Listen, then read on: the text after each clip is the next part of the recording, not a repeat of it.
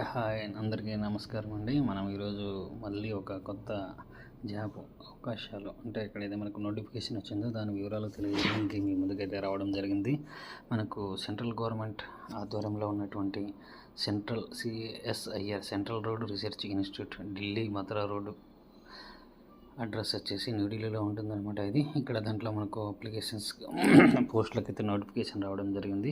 So మనం ఇక్కడ చూద్దాం. ముందుగా చూస్తే ఆన్లైన్ రిజిస్ట్రేషన్ వచ్చేసి 22/3/2025 నుంచి స్టార్ట్ కాబోతుంది. ఉదయం 10 గంటల నుంచి. Last date of submission of online అప్లికేషన్కి వచ్చేసి 21 ఏప్రిల్ 2025 వరకు ఉంటుంది. డేట్ ఆఫ్ రిటర్న్ ఎగ్జామినేషన్ జనరల్గా మే లేదా జూన్లో ఉండొచ్చు అని చెప్తున్నారు. అదేవిధంగా proficiency test in computer and stenographer test కూడా జూన్లో ఉండొచ్చు అని చెప్తున్నారు. మనం దీని గురించి అయితే మీరు వెబ్సైట్ ఓపెన్ చేసిన తర్వాత పూర్తి డీటెయిల్స్ అయితే తీసుకోండి. CSIR వెబ్సైట్ ఓపెన్ చేయండి. నేను కేవలం ఇక్కడ జాబ్ డీటెయిల్స్ మాత్రమే మీకు బ్రీఫ్గా చెప్తాను. సో ఇక్కడ చూస్తే మనం details of the vacancies positions ఇక్కడ జూనియర్ సెక్రటరియేట్ అసిస్టెంట్ పోస్టులు వచ్చేసి వేకెన్సీ కోడ్ కూడా ఇచ్చారు వీళ్ళు. ఇవి వచ్చేసి నెంబర్ ఆఫ్ పోస్ట్ 177 పోస్టులు ఖాళీ ఉన్నాయని చెప్పి వీళ్ళ అడ్వర్టైజ్మెంట్ ద్వారా తెలియజేయడం జరిగింది. ఇది వచ్చేసి groups cadre non gazetted pay level 2 అంటే ఇక్కడ సెంట్రల్ పే కమిషన్లో 7th CPC పే కమిషన్ ప్రకారం పే లెవెల్ 2 అనమాట. 19,900 బేసిక్ పే నుంచి ఉంటుందన్నమాట. ఇది SS క్వాలిఫికేషన్ కూడా 10+2 ఆర్ ఈక్వలెంట్ అని చెప్పేసి వీళ్ళు ఇవ్వడం జరిగిందనమాట. Not exceeding 28 years age limit. తర్వాత జూనియర్ స్టెనోగ్రాఫర్ వేకెన్సీ కోడ్ కూడా వీళ్ళు ఇవ్వడం జరిగింది. నెంబర్ ఆఫ్ పోస్టులు వచ్చేసి 32 ఉన్నాయి. Groups non gazetted. ఇది స్టెనోగ్రాఫర్ పోస్ట్ అనేది కాస్త పెద్దదనమాట. పే లెవెల్ 4 అనమాట. ఇది క్లర్కల్ క్యాడర్ అనుకోండి. ఒకప్పుడు అయితే LDC UDC అనేటువంటివి ఆల్మోస్ట్ ఇది అప్పర్ డివిజన్ క్లర్క్ కాదు కానీ LDC అనుకోండి. పే లెవెల్ 4 అంటే కూడా దీనికి కూడా వచ్చేసి మనకు 10+2 ఆర్ ఈక్వలెంట్ క్వాలిఫికేషన్. తర్వాత ఒకవేళ స్టెనోగ్రాఫర్ పోస్ట్ కాబట్టి మనకు కంప్యూటర్ టైపింగ్ టెస్ట్ డిప్లొమా లేదా PG డిప్లొమా సర్టిఫికేట్ టెస్ట్ ఉంటే బాగుంటుంది మనకు. తర్వాత ఇక్కడ వీళ్ళు ఎక్కడెక్కడ వేకెన్సీస్ ఉన్నాయనే లిస్ట్ అయితే ఇవ్వడం జరిగింది. అంటే CSIR హెడ్ క్వార్టర్ ఎక్కడెక్కడ ఢిల్లీలో ఉంది లేదా మథురలో ఉంది. ఆ విధంగా అయితే వీళ్ళు ఇవ్వడం జరిగింది. తర్వాత ఇంకా మిగతా నామ్స్ అయితే అందరికీ కూడా జనరల్గా ఇది ఎందుకంటే సెంట్రల్ గవర్నమెంట్ ఇది కాబట్టి చాలామంది మీకు ఐడియా ఉంటుంది. UPSC కావచ్చు లేదా స్టాఫ్ సెలక్షన్ కమిషన్ కావచ్చు. ఏదైతే ఎగ్జామ్స్కి అప్లై చేస్తూ ఉంటారో మీరు ఎగ్జామ్స్ ఇస్తూ ఉంటారో అదే రూల్స్ అయితే ఉన్నాయన్నమాట. దీనిలోకి ఏజ్ రిలాక్సేషన్ కావచ్చు అన్నీ కూడా ఈ కండిషన్స్ ఆల్మోస్ట్ దాదాపు సేమ్ ఉన్నాయి. ఎక్స్ట్రా వేరే తక్కువ ఎక్కువ అయితే ఏం లేవు. తర్వాత ఫీజు వచ్చేసి 500 రూపాయలు పే చేయాల్సి ఉంటుంది. అన్రిజర్వ్డ్ OBC అండ్ EWS వాళ్ళకైతే. ఉమెన్స్ క్యాండిడేట్కి కానీ SC ST కానీ ఎక్స్ సర్వీస్ మెన్స్కి కానీ ఎటువంటి ఫీజు అయితే లేదని చెప్పి వీళ్ళు తెలియజేస్తున్నారు. సో ఏజ్ రిలాక్సేషన్ కూడా సేమ్ ఉంటుంది. మనం ఇక్కడ చూడొచ్చు అన్ని గవర్నమెంట్ ఉద్యోగాలనే దీనిలో కూడా ఏజ్ రిలాక్సేషన్ అయితే ఉంటుందన్నమాట. జనరల్గా మనం ఇక్కడ 28 ఏజ్ రిలాక్సేషన్ అని చూసాం ఇందాక మనం నోటిఫికేషన్లో. ఇక్కడ వచ్చేసి SC STలకు వచ్చేసి 5 ఇయర్స్ రిలాక్సేషన్ ఉంటుంది. OBC వాళ్ళకు వచ్చేసి 3 ఇయర్స్ ఉంటుంది. PWBD అన్రిజర్వ్డ్ వచ్చేసి 10 ఇయర్స్. PWBD SC ST వచ్చేసి 15 years. PWBD OBC NCL 13 years. Ex service మెన్స్కి అయితే 3 years after deduction of the actual military service అనమాట. ఇది వచ్చేసి తర్వాత CASR డిపార్ట్మెంటల్ క్యాండిడేట్కి అయితే వాళ్ళకి ఏజ్ లిమిట్ లేదనమాట. తర్వాత divorced women judicially separated and who are not remarried up to 35 years of age అని ఇచ్చారు.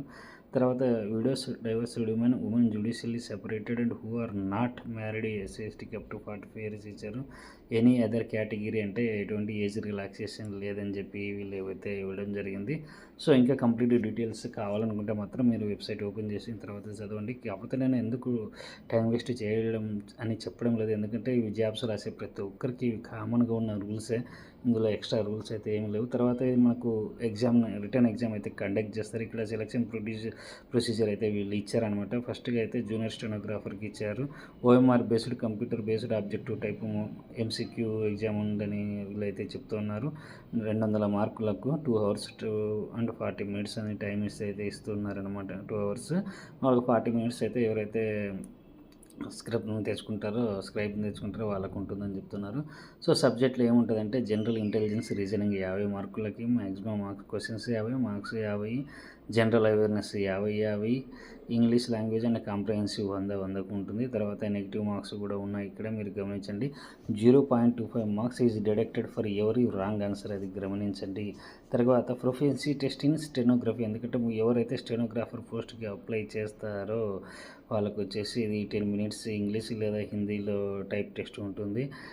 80 వర్డ్స్ పర్ మినిట్ అయితే టైప్ చేయాలన్నమాట. ఇంగ్లీష్లో టైం డ్యూరేషన్ 50 మినిట్స్ ఉంటుంది. తర్వాత హిందీకి వచ్చేసి 65 ఉంటుందన్నమాట. సో తర్వాత ప్రిపరేషన్ ఆఫ్ మెరిట్ లిస్ట్, అదే మనకు ప్రస్తుతానికి అది అనవసరం. అదేవిధంగా మనకు జూనియర్ సెక్రటరియల్ అసిస్టెంట్కి కూడా ఇక్కడ ఎగ్జామ్ అయితే కండక్ట్ చేస్తారు. వీళ్ళకి కూడా మీడియం ఆఫ్ క్వశ్చన్ వచ్చేసి ఇంగ్లీష్ అండ్ హిందీలో మాత్రమే ఉంటుంది. తర్వాత స్టాండర్డ్ మనం ఇది ఇంటర్మీడియట్ స్టాండర్డ్ 200 క్వశ్చన్స్ ఉంటాయన్నమాట. 2 hours 30 minutes ఉంటుంది. మెంటల్ ఎబిలిటీ నుంచి 100 క్వశ్చన్లు, number of questions 100, maximum marks 200, 2 marks for ఎవరి కరెక్ట్ ఆన్సర్. దీనికి వచ్చేసి వీళ్ళకి స్టెనోగ్రాఫర్కి అయితే నెగిటివ్ మార్క్ ఉంటుంది, కానీ జూనియర్ సెక్రటరీ అసిస్టెంట్ ఎవరైతే ఉన్నారో వాళ్ళకు ఎటువంటి నెగిటివ్ మార్కులు లేదని అయితే వీళ్ళు చెప్తూ ఉన్నారు. తర్వాత పేపర్ 1, పేపర్ 2, ఇక్కడ పేపర్ 2 కూడా ఉందన్నమాట. పేపర్ 2లో వచ్చేసి పేపర్ 1లో మెంటల్ ఎబిలిటీ టెస్ట్ మాత్రమే ఉంటుంది. పేపర్ 2లో వచ్చేసి జనరల్ అవేర్నెస్ ఇంగ్లీష్ లాంగ్వేజ్ మీద అయితే 50 క్వశ్చన్స్కి ఎగ్జామ్ అయితే ఉంటుంది. ఒక్కొక్క క్వశ్చన్కి 3 మార్కులు చొప్పున, అంటే 50 × 3 150 అనమాట. ఈ విధంగా ఉంటుందన్నమాట. ఇక్కడ మళ్ళీ నెగిటివ్ మార్క్ అయితే ఇవ్వడం జరిగింది. ఎవరి రాంగ్ ఆన్సర్కి 1 నెగిటివ్ మార్క్ ఇవ్వడం అయితే జరిగింది. తర్వాత వీళ్ళకి కూడా proficiency test in computer English typing 35 words per minute అయితే టైప్ చేయాలి. హిందీ కూడా 30 వర్డ్స్ పర్ మినిట్ అని చెప్పి అయితే వీళ్ళు ఇవ్వడం జరిగింది. సో మెరిట్ లిస్ట్ ప్రిపరేషన్ ఈ విధంగా ఉంటుంది.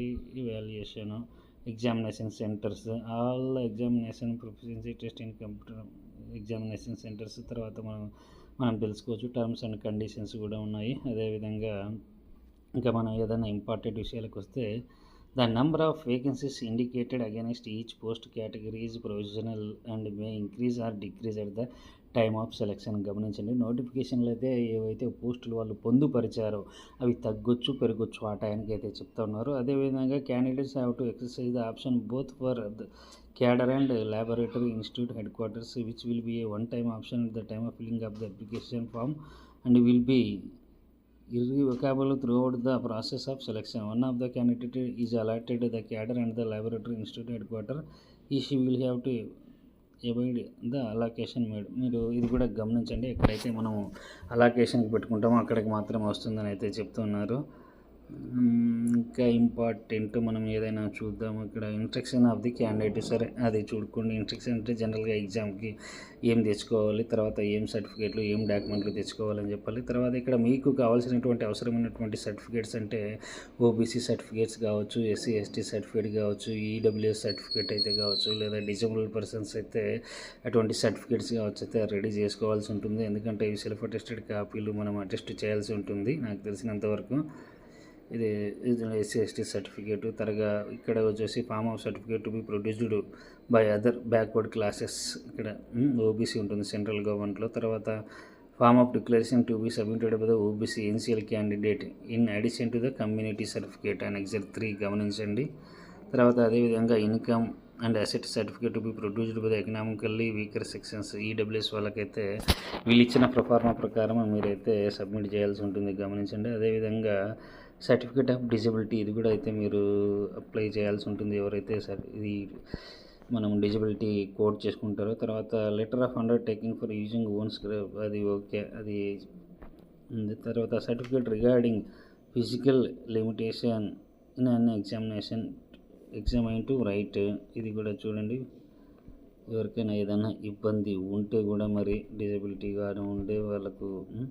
తర్వాత certificate for person with specified disability covered under the definition of section 2 of the PWD. సరే ఇది కూడా సర్టిఫికేట్ అయితే చూడండి. నేను ఎందుకంటే ఇంకా వీడియోను లెంతీగా చేయడం నాకైతే ఇష్టం లేదు. సర్టిఫికేట్ ఆఫ్ డిజబిలిటీ, తర్వాత సర్టిఫికేట్ ఆఫ్ డిజబిలిటీ వీడియోలో చాలా ఉన్నాయి, మరి ఇది చూడండి ఏ కేటగిరీకి ఏది వర్తిస్తుంది అనేది. తర్వాత certificate to be produced by serving retired religion and armed forces persons, ఎవరైతే ఎక్స్ సర్వీస్ మెన్ ఉన్నారో వాళ్ళకు కూడా ఇక్కడ ప్రొఫార్మా ఇవ్వడం జరిగింది, సర్వింగ్ పర్సనల్ వాళ్ళకు కూడా. సో ఫ్రెండ్స్ ఇది లాస్ట్ డేట్ అయితే మనమైతే ఇందాక చెప్పుకున్నాము, మనకు ఏప్రిల్ వరకు కూడా ఉంది. ఎవరైతే మరి సెంట్రల్ గవర్నమెంట్ జాబ్స్ అప్లై చేద్దాం అనుకుంటున్నారో చాలామంది అయితే ఈగర్గా వెయిట్ చేస్తూ ఉంటారు, మనకు తెలుసు. సో ఆల్మోస్ట్ సెంట్రల్ గవర్నమెంట్స్ ఎగ్జామ్స్కి అంటే ఎస్ఎస్సి ఎగ్జామ్స్ కావచ్చు, సిజిఎల్ ఎగ్జామ్స్ కావచ్చు, ఎవరైతే ప్రిపేర్ అవుతున్నారో వాళ్ళు నాకు తెలిసినంతవరకు ఇది పెద్ద టఫ్గా ఉండదైతే నేను అనుకుంటున్నాను. ఎందుకంటే ఇక్కడ జనరల్ ఎబిలిటీ, మెంటల్ ఎబిలిటీ ఇవి ఈ టెస్ట్లు, అర్థమెటిక్, రీజనింగ్ ఇవే ఉన్నాయి. అంతకుమించి పెద్దగా ఏమీ లేవు. కాబట్టి మీరందరూ ఆల్మోస్ట్ అందరూ కూడా బాగా ప్రిపేర్ అయ్యి ఉంటారు. నాకు తెలిసినంతవరకు ఎవరైతే groups exams, group 1, group 2, group 3, group 4, అదేవిధంగా యూపీ ఎగ్జామ్స్, తర్వాత అక్కడ కూడా group B, group C, group D posts ఎవరైతే, తర్వాత బ్యాంక్ ఎగ్జామ్స్, ఇంకా రకరకాల కాంపిటేటివ్ ఎగ్జామ్స్కి ఎవరైతే ఆల్రెడీ ప్రిపేర్ అవుతున్నారో వాళ్ళకు చాలా ఈజీ అనే నేనైతే అనుకుంటున్నాను. So all the best my dear friends. Thank you.